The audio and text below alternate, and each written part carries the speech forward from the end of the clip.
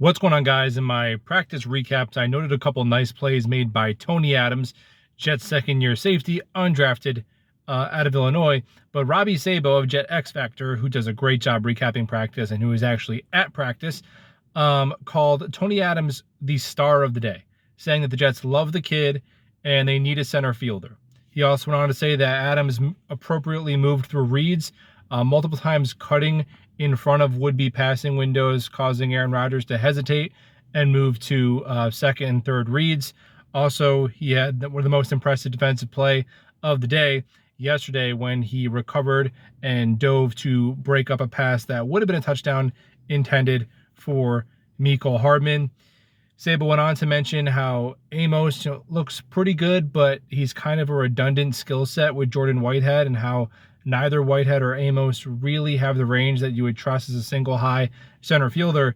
And a couple things with Adams. Look, I think he does two things too well to not be good, and that is diagnose and speed. He figures out what is happening, and he can get there quickly and efficiently. And that is half the game at safety.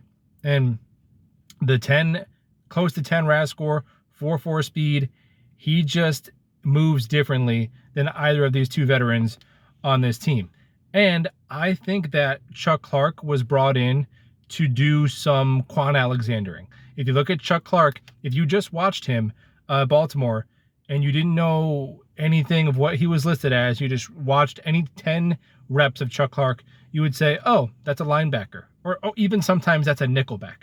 So in the box, I think that was the plan. Chuck Clark in the box, Whitehead and Adams at safety, and can Amos do some of that?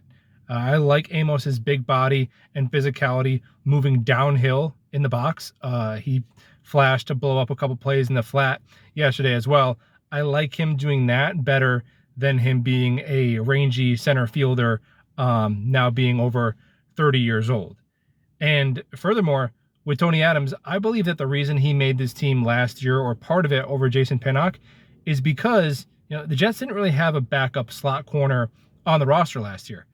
Javelin Guidry wasn't here last year. So I think if Michael Carter II went down last year, Tony Adams, who has experience playing strong safety, free safety, outside corner, and slot corner in college, I think he would have been the emergency nickel corner, because he's got the traits to hang there if needed as well. So in some of these instances last year where you'd see the offense uses motion and alignment, and all of a sudden it's a Jordan Whitehead on Stephon Diggs and it's a free first down.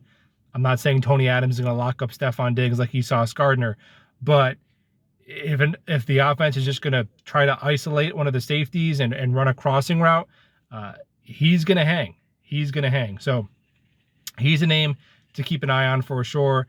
At worst, he's a very high quality and versatile backup. But if he's starting Monday night, I'm not going to be surprised. And we'll talk ball soon.